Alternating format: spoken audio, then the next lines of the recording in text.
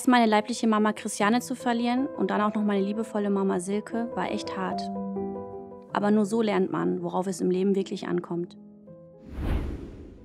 Hi, ich bin Joelle und ich bin Vollzeit-Influencerin und habe auf meinem Instagram-Account meine eigene kleine Trauerbuddy-Community und lebe mit meiner kleinen Familie hier im Herzen von Köln. Vor 3 Jahren ist meine geliebte Stiefmama Silke verstorben an einem bösartigen Gehirntumor. Und ich glaube, sie hat noch 1,5 Jahre mit der Krankheit gelebt und ist dann aber doch am Ende leider von uns gegangen. Das Schlimmste war eigentlich, dass ich immer wusste, dass es halt keine Erkältung ist, es ist keine Grippe oder so, sondern es wird halt bleiben und sie wird daran sterben, auch wenn ich mir mal eingeredet habe. Das geht schon noch ein paar Monate oder ein paar Jahre gut. Das war so das Härteste, dass ich wusste, ich kann sie nicht gesund pflegen. Und Mama Silke war die beste Freundin meiner leiblichen Mama Christiane, die mich 1995 geboren hat. Und dann musste leider eine schon frühzeitig gehen und deswegen hat sich die andere gedacht, komm, ich übernehme die Rolle der Mutter für deine Kinder. Ich habe mir Tattoo stechen lassen. Und zwar habe ich ein Tattoo von meiner Mama Silke, das ist ihre Unterschrift. Und ich habe auf dem anderen Arm ja eine kleine Rose, auf der steht No Rain, No Flowers. Und ich habe einen kleinen Anhänger, den ich immer bei mir trage. Das ist ein kleines Herz, auf dem eingraviert ist die Namen meiner beiden Mütter, Silke und Christiane.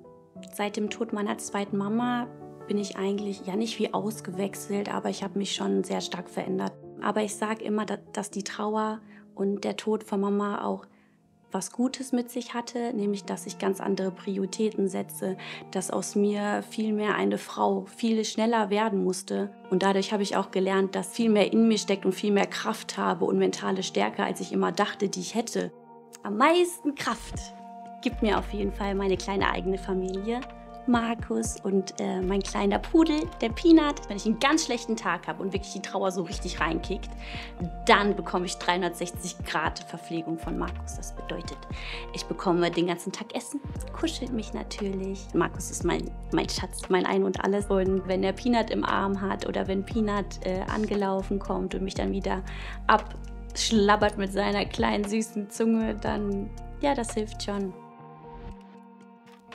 Die Inspiration, meine Trauer-Community zu gründen, kam daher, dass Mama halt verstorben ist, Mama Silke.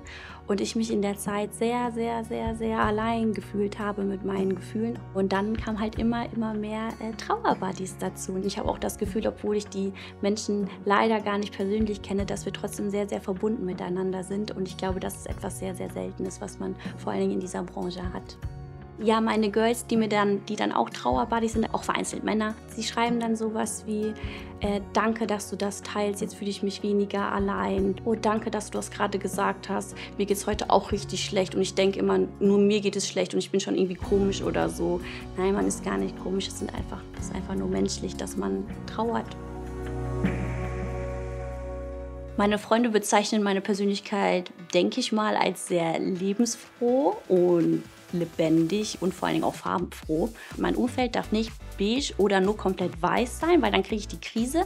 Ich habe lieber Farbe. Und das versuche ich dann auch immer so in meiner Einrichtung wiederzuspiegeln. Ich mache auch super gern DIY-Projekte, die mich einfach runterkommen lassen in meinem Kopf.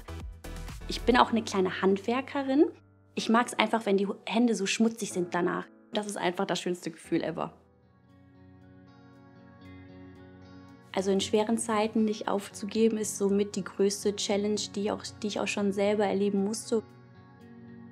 In mir schimmert einfach immer so ein kleiner Hoffnungsschimmer, so ein kleines Licht, dass das Leben doch noch einen Wert hat und dass ich mein Leben doch noch so gestalten kann, wie ich es gerne möchte, auch wenn Mama nicht mehr da ist und ich das nicht mehr mit ihr teilen kann. Aber diese Hoffnung, dass ich sie irgendwann wieder mit Christiane oben im Himmel treffe, die ist irgendwie so stark und ich möchte bis dahin einfach mit meiner kleinen Familie das Leben noch insoweit genießen, dass es genau nach meinen Vorstellungen auch läuft.